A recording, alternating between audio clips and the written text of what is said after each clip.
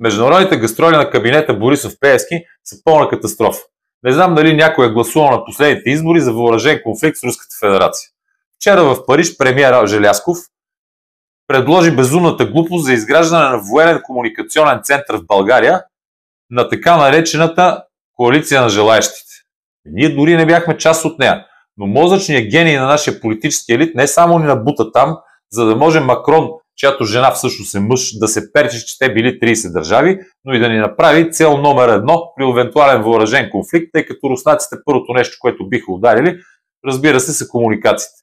За сметка на това обаче, от безумната лъжа на израелския посланник, че те нямат абсолютно нищо общо с убийството на българина от ООН, която между другото беше повторена от нашия външен министър по няколко телевизии, не последва нищо.